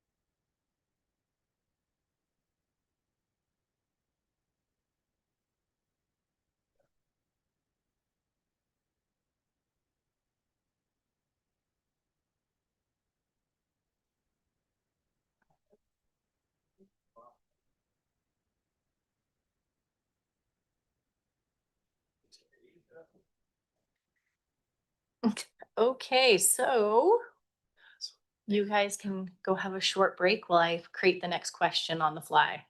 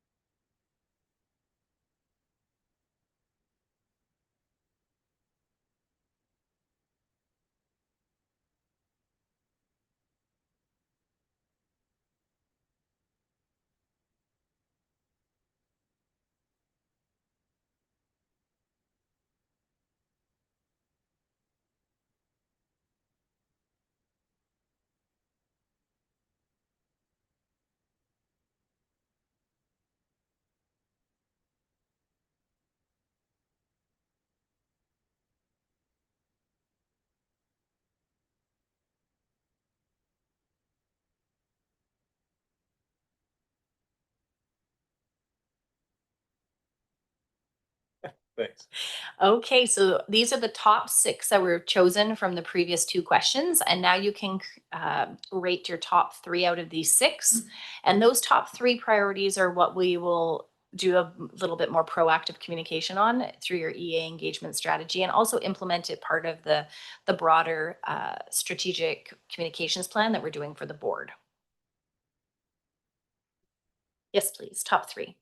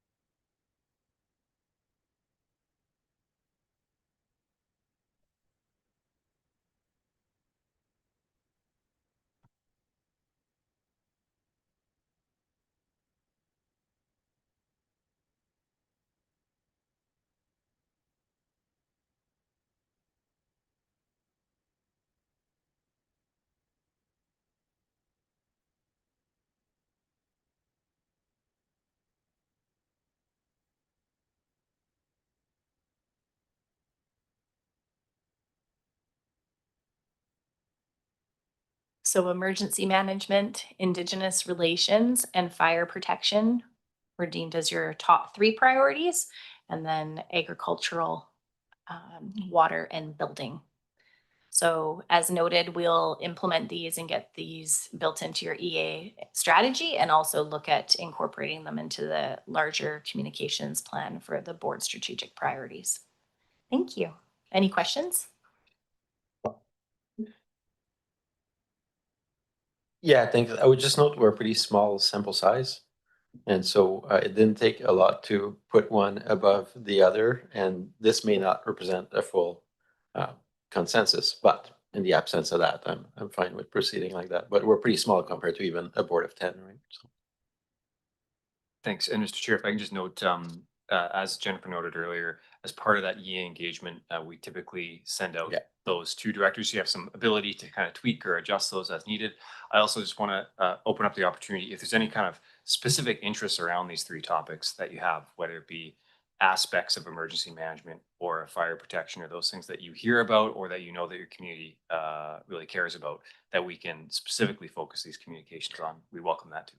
Yeah, I can comment on that. So on emergency management, the first one I see, I think there's a lot of questions, especially this time of year in my communities around, they see what's happening in the interior. There's a lot of question mark around how we're organized around this. It's not a service or that's as well understood in terms of how it all works, especially in the rural areas. So on Denman and Hornby, I'm often able to refer to the evacuation plans that we did there. We don't have a stay put plan. And so people talk about that. The problem in emergency management is it's such a small service that we hope is going to do so much if things escalate. But there's definitely, that would bring comfort for people to understand how we're currently equipped. Indigenous relations, should I just keep going on those three? My feedback on all three? Indigenous relation, especially in my area, again, in all areas of the regional district, but I'm having a lot of conversations around the upcoming treaty and the implementation of the treaty lands and the parcel down there. So that's a slow burner. People understand it's going to be many years. They understand mostly that project through the lens of the sewage project, but I'm spending an increasingly amount of time talking about shared planning for the area and collaborative planning for the area. So people have questions differently. And fire protection, I would link to emergency management. People want to understand if there was broad-based fires, what that would look like. And I think with the trial on Hornby around the neighborhood fire smart initiative that Chief Chenery and their team did last winter, that's really well received. People love that story and about how we protect and moving from just individual homes to neighborhood and critical assets and thinking about how we manage forests. There's a huge amount of appetite for that, for fire smarting entire neighborhoods. People by now, they really get the, keep your house around your house clear. And if you have a bush, it's at your own risk, that kind of thing. Yeah. That message has taken 15 years, but people get it. I think now is the time to move to neighborhood kind of scale. Yeah.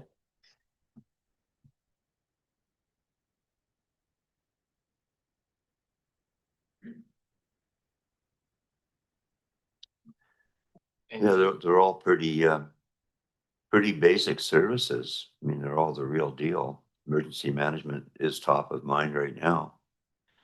Indigenous relationships, we're in the middle of that. We're all pulling for KFN. Fire protection, again, that's emergency management.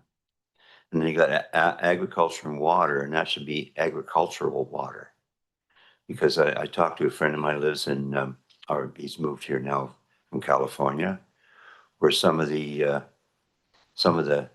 agricultural areas don't have any water, and right next door there's a municipality that they're watering the sidewalks because of their water licensing down there is so haywire and has been. As you know, they had water wars back in the 30s and whatever. So, I mean, it goes to show what could happen here.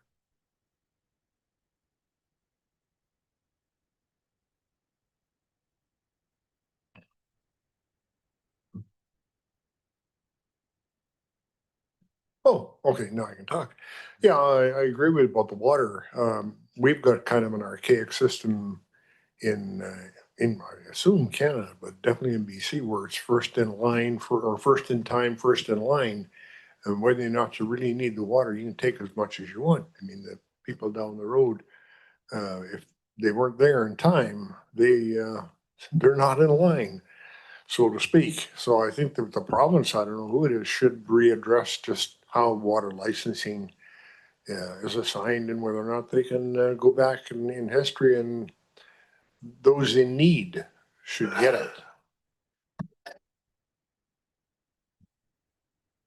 I think the chair needs a glass of water.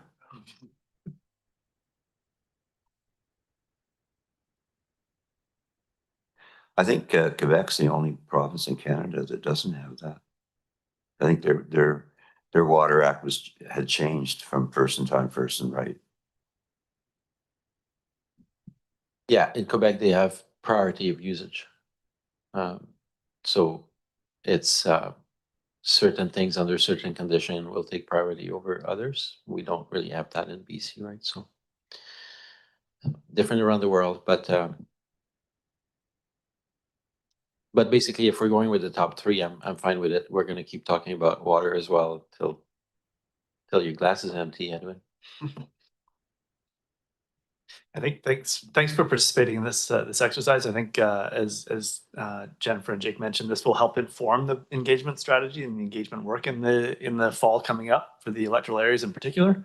There's many more topics to be discussed and to be reported on and engaged with the public on, many more than that's on this this screen here.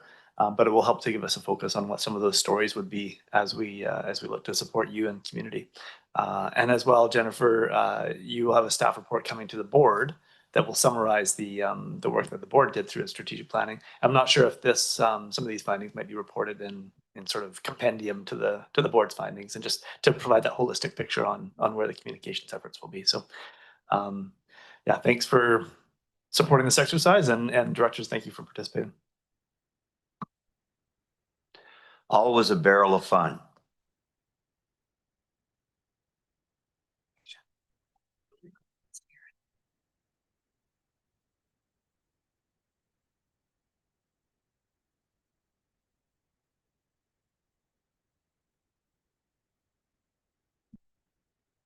Okay, well, that's, I guess we have a receipt for that. So anybody opposed to receipt of that information, that report? That carries. Priorities are new business, service 621, electoral areas A, B, C, parks and greenways budget allocation and fairness. Letter from Director Arbor, moved and seconded. And Director Arbor, you want to speak to this?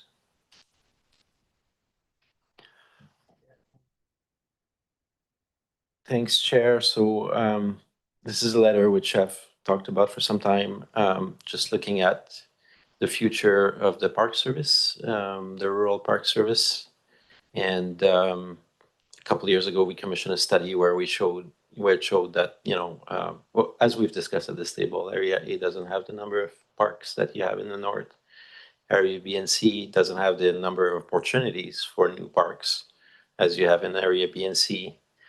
And from my own perspective as Area A director, I've seen how well having individual park services for Hornby, one for Hornby, one for Denman, has really served those communities really well. People feel some ownership over it.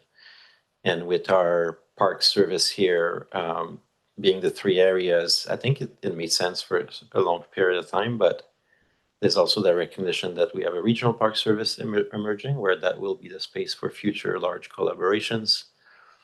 And so I'm starting to see at Bain Sound sort of,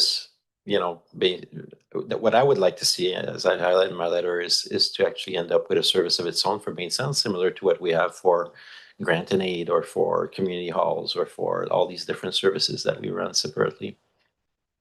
However, staff has encouraged me to not trigger a service review just yet and to see if alternative solutions could be looked at. And so I'd like my letter tried to speak to that, and I would like to request, but that staff have that opportunity by September to highlight how we could resolve some of the outstanding issues in that service. The main one being, as I stated earlier, because most of the new parks and have gone to Area B and C, and obviously attached to that is the operation funds that go with it, that has created over time almost like a permanent deficit to what residents of Area A contribute to the Park Service compared to what they receive back. So I would rather have that addressed than me starting to, have a fuss every year for the next number of years. So happy for comments from my fellow director or alternate director. I think my letter is pretty self-explanatory. Yet long term, I would love to see those service splits, but I am open to alternative solutions as well.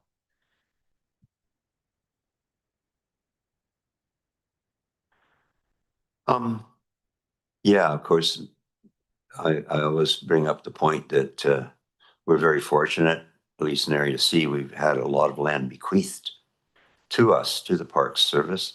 I just wonder, down in Area A, is the Sable River in RDN, or is the Sable River Valley in the CVRD? It's funny you mentioned that because on Saturday I was swimming in the Sable River, and that was really nice. And actually, I shouldn't say that because people who know that to swim in the Sable River, it's a bit like Stoughton Falls. You have to go. There's no secrets You anymore. have to go across some private property. It's all there, on the internet. which I may or may not have. But no, it's actually most of that Sable River, of course, is mosaic. And one of the issues we have with the parks in Area A is the fact that mosaic will not deal with us on any kind of sales of any lands anywhere, anytime. And I think for the last 7 years, I've learned that pretty hard.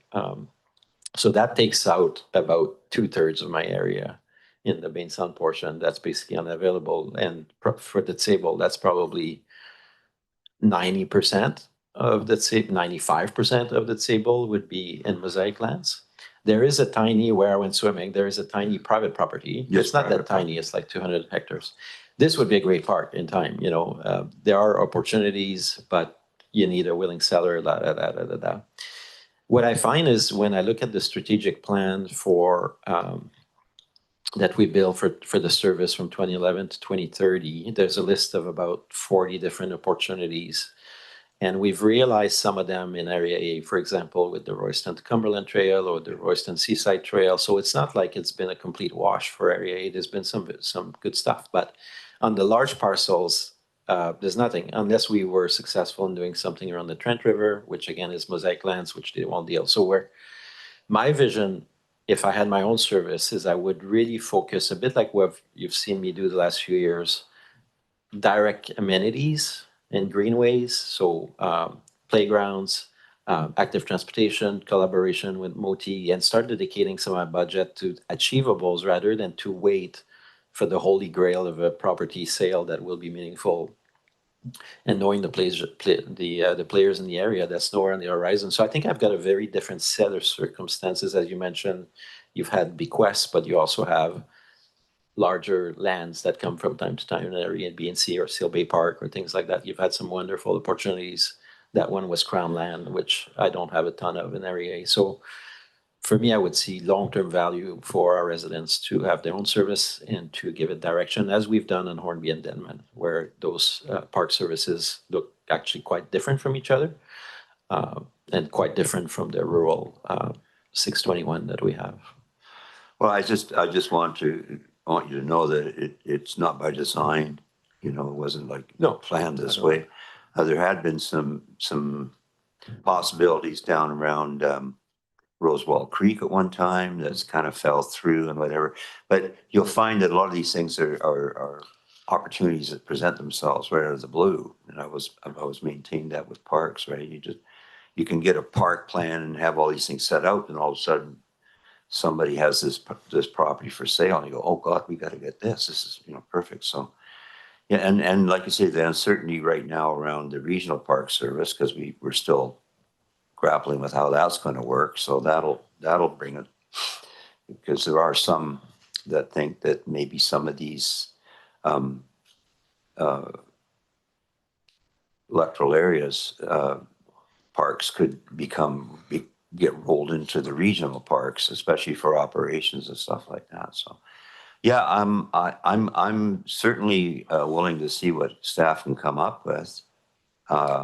I think that there is strength in numbers, but like you say, it's a little too early to speak to the regional service because it's going to be at least another year before we get our feet under us on that. So meanwhile, there is a park we can discuss at a near future that maybe would be an opportunity for some of this inequity to be addressed. So there is some possibility in the near future of allocating more money towards a property in area A. So anyway, so you say no later than September. That's a month away. Yeah, because just to talk more directly, I guess. I would love to avoid a service review on this, and I would love to avoid taking that issue past the next election. We know ourselves, we know the history of the regional parks, we have all the elements at this table, I think, to make a decision.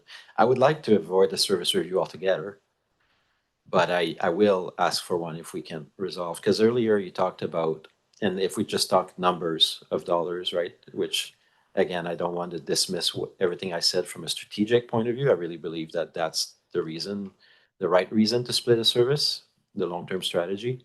But from a financial perspective, you mentioned earlier how you kindly contributed 53,000 to the rural grants in my communities the last 3 years, but we're currently leaking.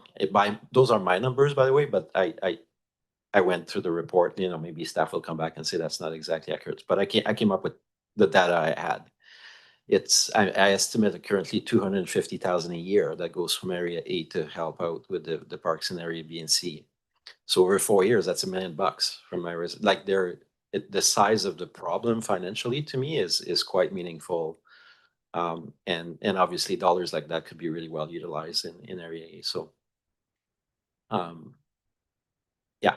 so September, because I'm trying to not have that into the next term. And if in September staff comes back, we can look at the options, including splitting the function, and that could be over many years. It could be, a plan service split. I could continue to contribute to area B and C for some years. Like I'm open to negotiation the terms, but I would like to see resolution so that by next election, Well, we've got that resolved.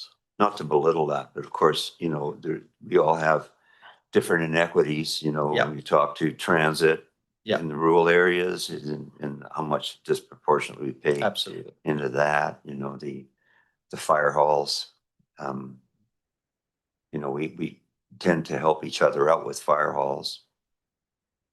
And of course, the $1 million for the what was the South Sewer, and then the other 580,000. So it is important that we keep that feeling of supporting each other at certain levels with certain initiatives. So it is, but I can see building over time. I do think it can be rectified. I think we don't need to go into a service review. I think what we need to do is to wait for all the cars to fall around the regional system and decide what we want to do in the bigger picture around parks in the end. And maybe we could have our own little functions for things like playgrounds and things like that, but the bigger piece is the nature parks and stuff. Roll it all into one. But then again, you've got care and control, right? So at least we have care and control when it's just the three of us. So anyway, okay, so receive the correspondence. Any objection? Carries. And the requested action? I'll move my requested action. Okay, and this report can be sort of a cursory report. It doesn't have to be a big in-depth one. Let's wait to see if it's Because second. we only have a Have you month to seconded? do it, Are we right? on the, So before I speak? what does the CAO think? Do we have enough time to do a fulsome report on this, or should we push it ahead to October at least? That's still a year before the election. If the committee gives us this direction to present a report by no later than September of 2025, we'll certainly endeavor to do that, and we can put together several options with respect to the comments made today and the correspondence from Director Arbor. It may not be a report as fulsome as would be needed, but it might provide a couple of pathways that the committee can then consider to proceed upon. It would have to be a collaboration between I'm imagining our Legislative Services Department on the service review perspective, Financial Services Department, given the budget process and any kind of policies around expenditures of funding, and then obviously the Parks, Community Services and Parks Department from an operational perspective and understanding existing work plans and whether or not there can be a dedicated approach. Going forward, I do recall the discussion that the electoral area directors had at your strategic planning session in June, and there was, I think, some verbal support for taking that kind of an approach where there's an appreciation for some focus on the geographic areas. So the report that we'd be presenting would be at a fairly high level. It wouldn't, I think, be as extensive to map out all the different pathways, but it would give you a sense of what your options are. And I say all that keeping in mind that we've got pretty extensive work plans over the coming summer and existing projects underway, a few of which were spoken of today at the committee. So it's really what the committee decides upon today for this particular requested action. Director? Yeah, those are all fair comments by the CEO. From my perspective, it's an issue that obviously I brought up 2 or 3 years ago, which led to that ABC analysis report. I just don't want to feel ground down because forever to always push it because there's always some other priority, which is why I'm trying to get us to a fast track. Otherwise, do a service review that's facilitated by the province. Because for me, I'm already a long time in raising this concern and this issue. So I don't want to let it linger, and especially at a time where rec may also be looked at. So but I find just thinking about this one, thinking through all the different elements is probably enough for us right now before I get into rec. Maybe rec will be next term, I don't know.